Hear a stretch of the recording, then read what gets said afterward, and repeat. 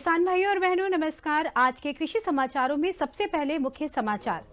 कृषि के क्षेत्र में उत्तर प्रदेश को बनाया जाएगा जैविक प्रदेश। प्रदेश में शुरू होगी पंडित दीनदयाल उपाध्याय किसान समृद्धि योजना और अच्छी गुणवत्ता के दशहरी आमों से बागवानों को मिल रहा है अच्छा दाम। अब समाचार विस्तार से। मुख्यमंत्री योगी आदित्यनाथ ने कहा है कि प्रदेश सरकार कृषि क्षेत्र में आधुनिक तकनीक के जरिए अन्नदाता किसानों की आय बढ़ाने का लगातार प्रयास कर रही है। साथ ही साथ उन्होंने ये भी कहा कि वैज्ञानिक नए शोध कर कृषि के ऐसे तरीके खोजे जिसमें कम लागत से अधिक उत्पादन किया जा सके। इस अवसर पर मुख्यमंत्री ने बताया कि गौ आधारित प्राकृतिक खेती के माध्यम से उत्तर प्रदेश को जैविक प्रदेश बनाने के लिए तेजी से प्रयास किया जा रहा है। मुख्यमंत्री ने पिछले दिनों भारतीय गन्ना अनुसंधान संस्थान के सभागार में उत्तर प्रदेश कृषि अनुसंधान परिषद के 33वें स्थापना दिवस के अवसर पर ये बातें कही। मुख्यमंत्री ने कहा कि देश की 17% आबादी उत्तर प्रदेश में निवास करती है और केवल 12% कृषि भूमि होने के बावजूद उत्तर प्रदेश लगभग 20% खाद्यान्न का उत्पादन करता है। खाद्यान्न उत्पादन की ये उपलब्धि अन्नदाता किसानों के अथक प्रयास, कृषि वैज्ञानिकों के लगातार शोध और सरकार द्वारा किसानों के हित में चलाई जा रही है। मुख्यमंत्री योगी आदित्यनाथ की अध्यक्षता में हुई एक मंत्रिमंडलीय बैठक में पंडित दीनदयाल उपाध्याय किसान समृद्धि योजना को पारित कर दिया गया। इस योजना के तहत प्रदेश के ग्रामीण क्षेत्रों में भूमि सुधार के विविध कार्यक्रम चलाए जाएंगे। किसानों और कामगारों को आवंटित भूमि दुरुस्त की जाएगी। साथ ही साथ मनरेगा कार्ड धारकों को रोजगार भी मिलेगा। प्रदेश के प्रवक्ता ने बताया कि प्रदेश में बीहड़, बंजर तथा जलभराव वाले क्षेत्रों के सुधार व उपचार के लिए 2022-23 से 2026-27 तक पंडित दीनदयाल उपाध्याय किसान समृद्धि योजना चलाई जाएगी। प्रदेश के 74 जिलों के लिए ये योजना प्रस्तावित की गई है। योजना के तहत चयनित परियोजना क्षेत्र के सभी किसान और कृषि कार्य से जुड़े मजदूर इसमें लाभार्थी होंगे। परियोजना के चयन में उन क्षेत्रों को प्राथमिकता दी जाएगी जहां लघु, सीमांत, अनुसूचित जाति, अनुसूचित जनजाति के किसान भू आवंटियों की अधिकता होगी। इस कार्य के लिए 5 साल में 602 करोड़ 68 लाख रुपए खर्च किए जाएंगे। दाल वाले दशहरी आमों ने बाजार में दस्तक दे दी है। इस बार दाग रहे साफ सुथरे दशहरी के आने से किसान और कारोबारी दोनों ही उत्साहित हैं। पिछली बार की तुलना में इस बार रेट भी बेहतर खुला है। पिछली बार थोक मंडी में दशहरी आम की कीमत करीब 30 से 35 रुपए प्रति किलो थी, जो इस बार 45 से 55 रुपए प्रति किलो है। इस वर्ष थोक मंडी में करीब 15 से 20 रुपए प्रति किलो का अंतर है, जबकि फुटकर मंडी में ये कीमत 60 से लेकर 80 रुपए प्रति किलो तक है। शुरुआती रेट बेहतर होने से बागवान किसानों का कहना है कि भले ही पैदावार थोड़ी कम हुई है, लेकिन गुणवत्ता बेहतर होने के कारण इसकी डिमांड बढ़ी है, जिससे उन्हें अधिक मुनाफा होने की उम्मीद है। लखनऊ के दशहरी आमों की मांग देश विदेश में है। इस सीजन में भी अब तक 56 टन से अधिक आमों के एक्सपोर्ट का ऑर्डर निर्यातकों को मिल चुका है। रहमान खेड़ा स्थित मैंगो पैक हाउस में लगी वेयर हीट ट्रीटमेंट मशीन से आम को बैक्टीरिया मुक्त कर रवाना भी किया जा रहा है। किसान भाइयों और बहनों, अब आइए एक नजर डालते हैं प्रदेश की मंडियों के कुछ ताजा मंडी भावों पर।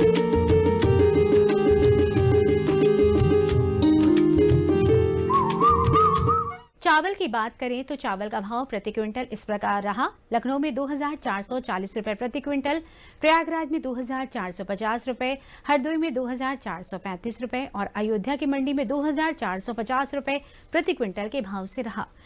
गेहूं का भाव प्रति क्विंटल इस प्रकार रहा। लखनऊ में 2030 रुपए प्रति क्विंटल, प्रयागराज में 2060 रुपए, हरदोई में 2030 रुपए और अयोध्या की मंडी में 2015 रुपए प्रति क्विंटल के भाव से बिका।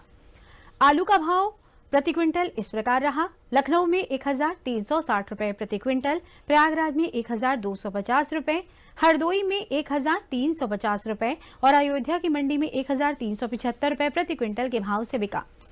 टमाटर का भाव प्रति क्विंटल इस प्रकार रहा। लखनऊ में 3450 रुपए प्रति क्विंटल, प्रयागराज में 3100 रुपए, हरदोई में 2980 रुपए और अयोध्या की मंडी में 4100 रुपए प्रति क्विंटल के भाव से बिका। प्याज का भाव प्रति क्विंटल इस प्रकार रहा। लखनऊ में 1200 रुपए प्रति क्विंटल, प्रयागराज में 1100 रुपए, हरदोई में 1200 रुपए और अयोध्या की मंडी में 1100 रुपए प्रति क्विंटल के भाव से रहा। तो किसान भाइयों बहनों, ये थे आज के कृषि समाचार और मंडी भाव। अब आइए आपको सीधे जोड़ते हैं आज के कृषि दर्शन के सजीव प्रसारण से।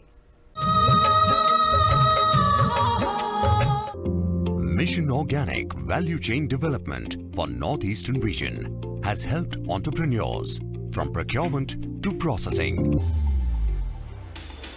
and packaging to marketing, increasing their organic business. Scheme asigi makhadagi food processing unit ama handosaba ngamjare mioi taret ama soina thapobiba ngamjare. We procure organic ginger, turmeric, Naga King chili from FPOs. This infrastructure has facilitated the transformation of black aromatic rice to cupcakes and turmeric and ginger to powder and flakes. Packaging, branding and marketing initiatives have enhanced income. Come, join the organic entrepreneurial movement that has added a smile to every face. Mission Organic Value Chain Development for Northeastern region. Crops Pure, empowered entrepreneur.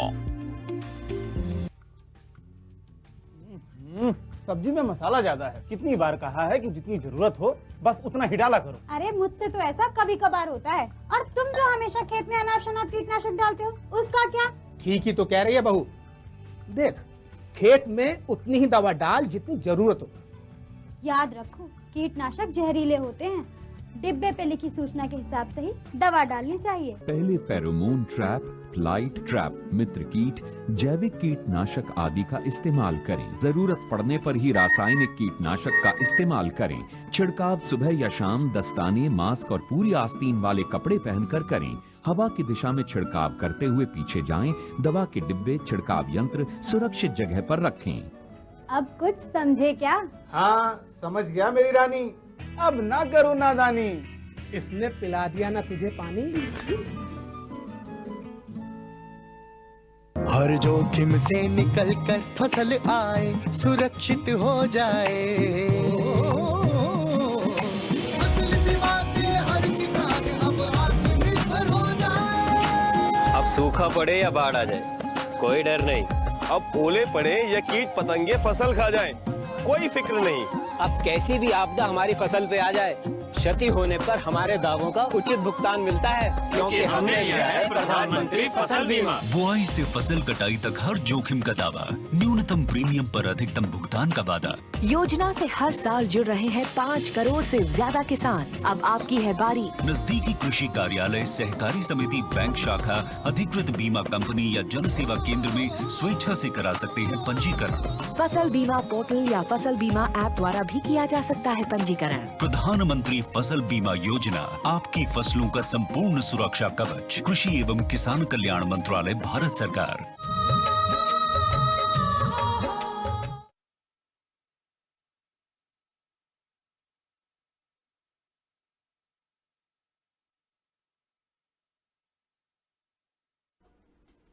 कृषि समाचार के बाद कृषि दर्शन के सजीव phone in कार्यक्रम में आप सभी का स्वागत है।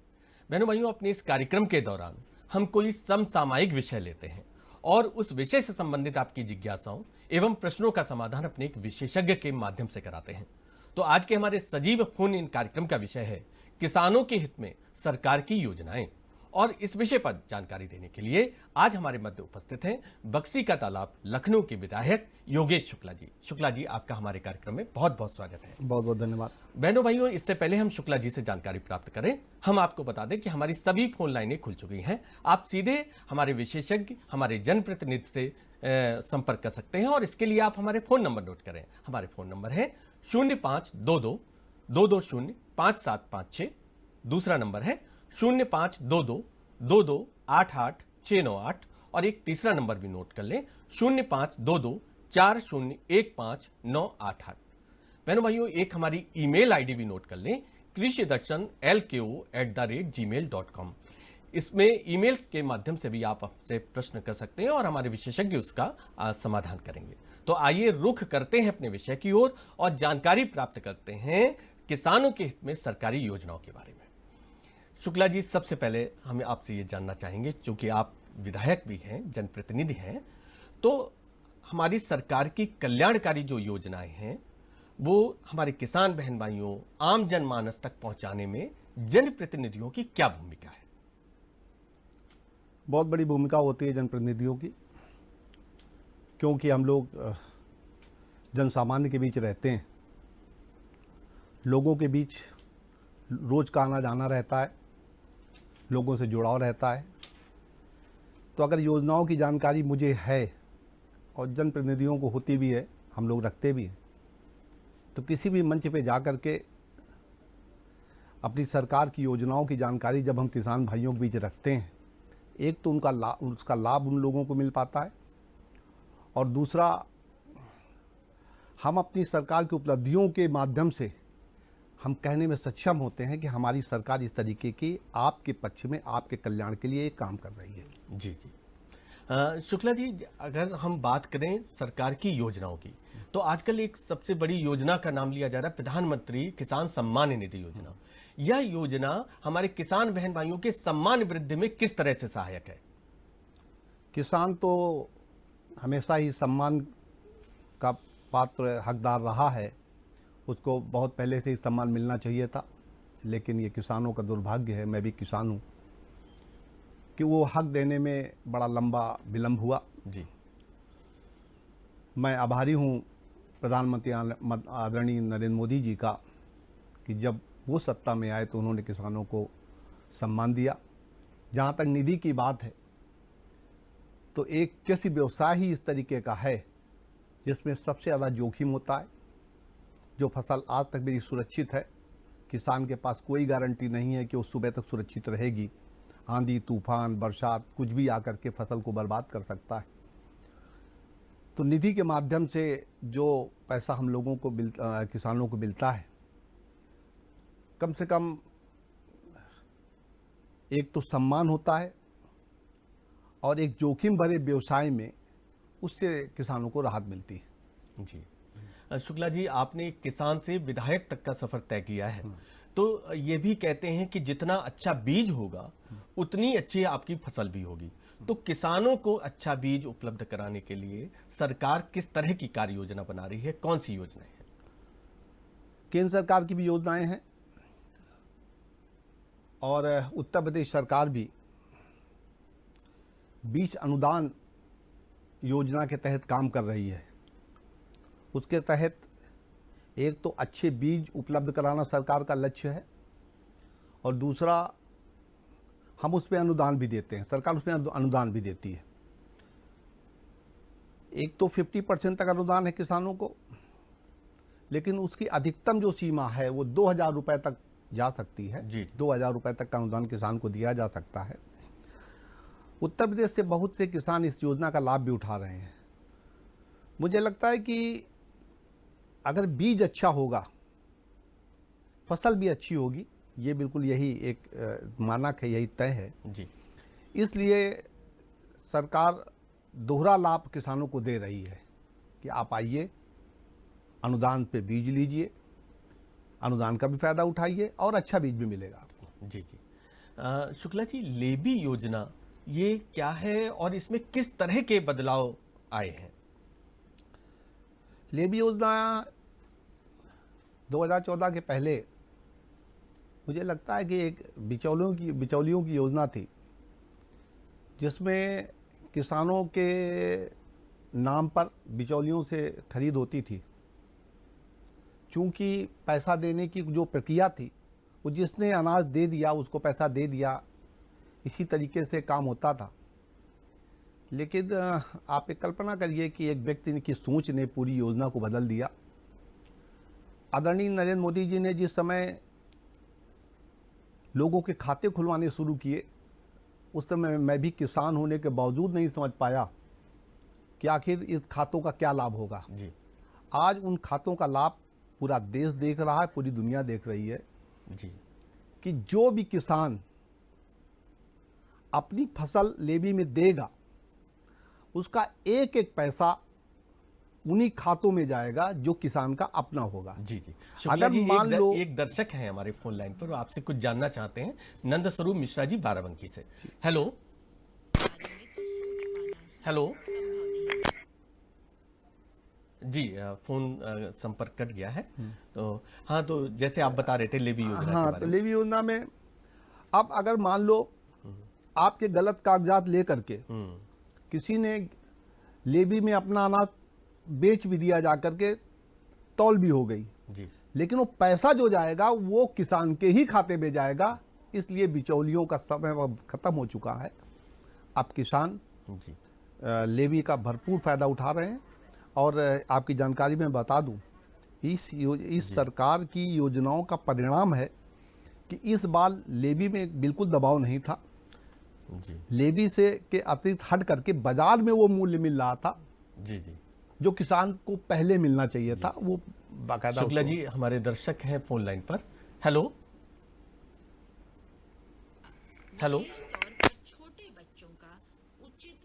हेलो हेलो, हाँ जी, हाँ प्रणाम सर, मैं नंद स्वरूप बाराबंकी से। जी जी, सबसे पहले मैं शुक्ला जी को, विधायक जी को बहुत बहुत प्रणाम करता हूँ, उनको नमस्कार करता हूँ जी।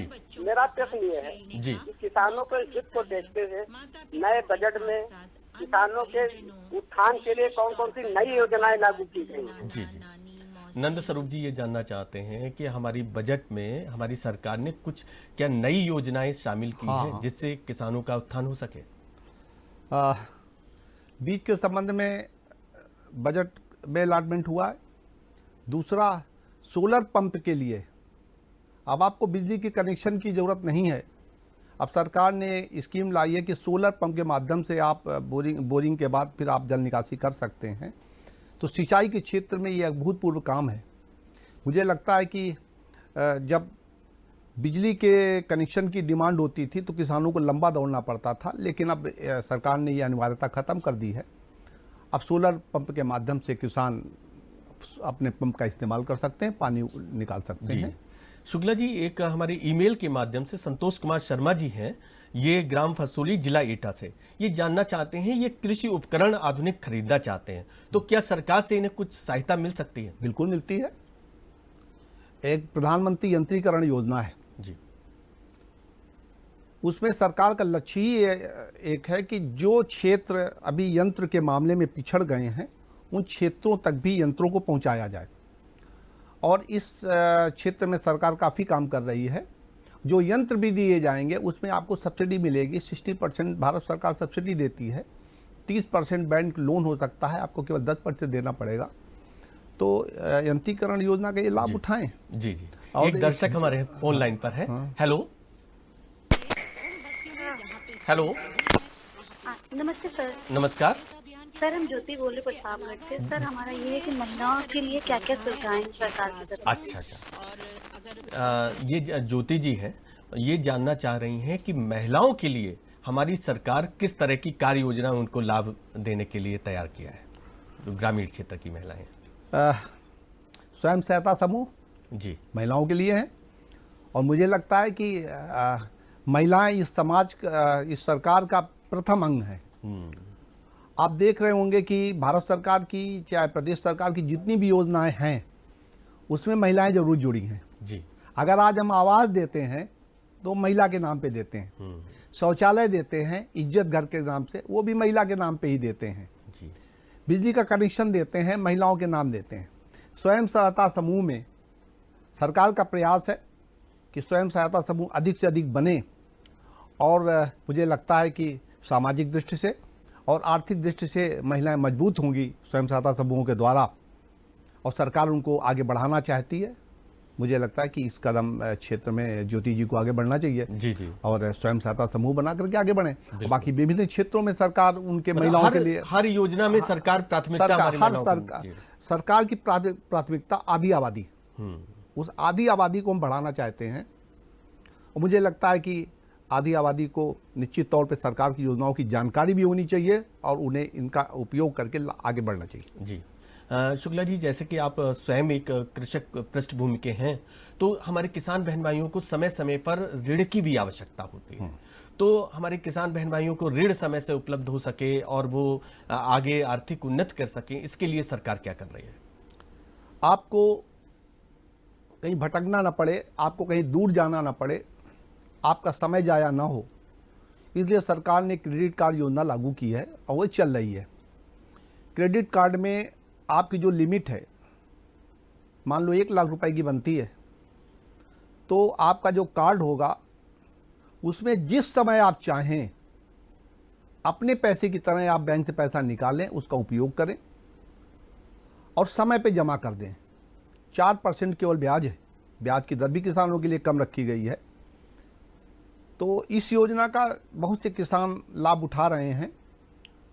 मुझे लगता है किसानों को, जो कुछ किसान बचे होंगे जिनके पास क्रेडिट कार्ड नहीं होगा, उनको क्रेडिट कार्ड बनवा लेना चाहिए।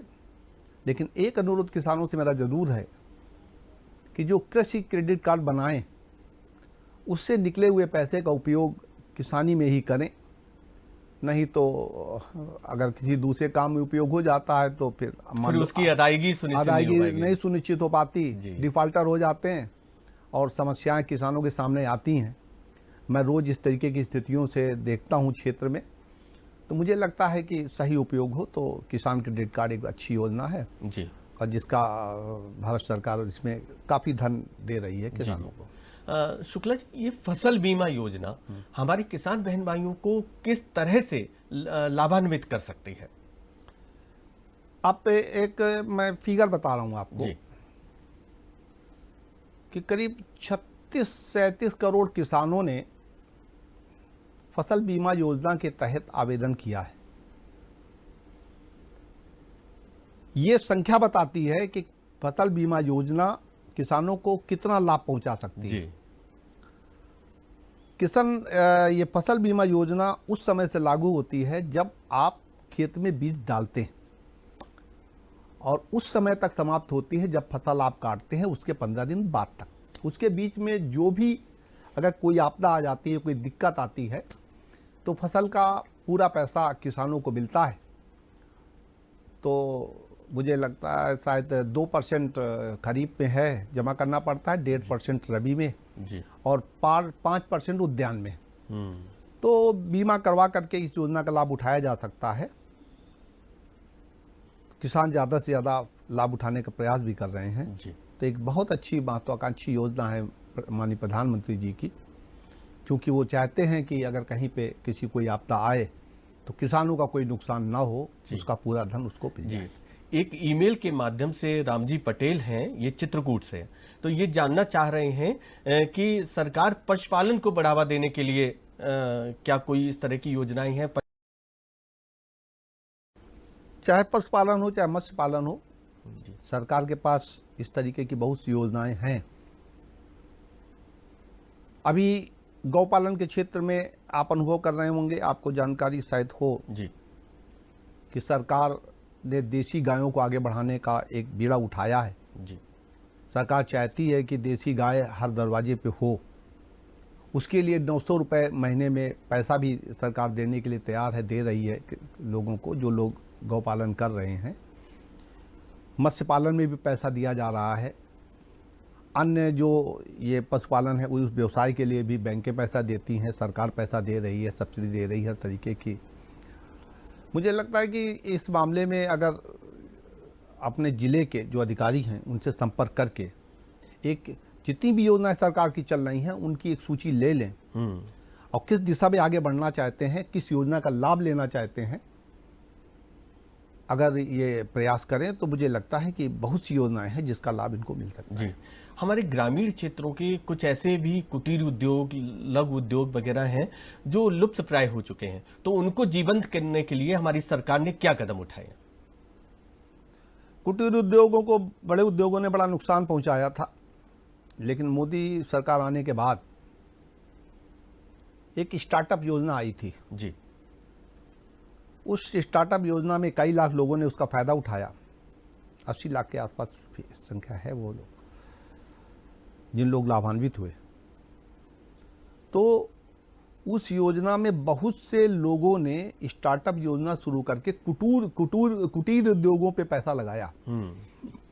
आज स्थितियां ये हो गई हैं कि जितने कुटीर उद्योग हैं, बहुत सी कुटीर उद्योगों ने अपना एक स्थान देश के अंदर बनाया है। उत्तर प्रदेश सरकार ने एक योजना चालू की है, एक जिला एक उद्योग। अभी माननीय प्रधानमंत्री जी विदेश गए थे और विदेश यात्रा के दौरान बहुत से राष्ट्राध्यक्षों से मिले, बहुत से लोगों से उनकी भेंट हुई। उन्होंने जो उनको पुरस्कार, जो गिफ्ट दिए उनको, उपहार स्वरूप जो दिए, उसमें बहुत से उपहार एक जिला एक उद्योग का भी था, जैसे मुरादाबाद का पीतल उद्योग का था, बनारस का साड़ी उद्योग का था, इस तरीके का। तो मुझे लगता है कि कुटीर उद्योग अगर कायदे से चलाया जाए तो लोगों का रुझान अब बढ़ा है कुटीर उद्योग की ओर। जो हमारी पुरानी चीजें थी उनके प्रति अभिरुचि अब लोगों की बढ़ रही है जी। तो ये सही वक्त है कि कुटीर उद्योग लगाए जाएं और उन चीज़ों का उत्पादन किया जाए जो हमारे पुरातन से चली आ रही हैं। उनको कुटीर उद्योग के माध्यम से बनती थी, अब समय के साथ थोड़ा सा ब्रेक आया था, लेकिन अब पुनः वो स्थापित हो रही हैं। हमारे किसान बहन भाइयों को उनके उत्पाद का उचित मूल्य दिलाने में सरकार ने किस तरह के प्रभावी कदम उठाए हैं? जब से मोदी जी की सरकार आई है, सरकार ने एक लक्ष्य रखा था कि 2022 तक वो किसानों की आमदनी को दूना करेंगे। बिल्कुल। उसी प्रक्रिया के तहत बड़े स्तर पे जो खाद्यान्न के लेवी के रेट थे उसको दूना कर दिया गया,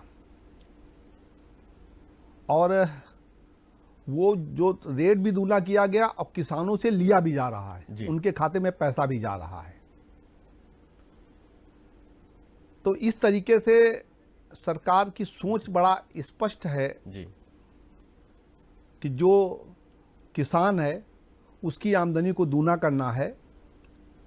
इसीलिए गांव में स्वयं सहायता समूह शुरू किए गए हैं जी।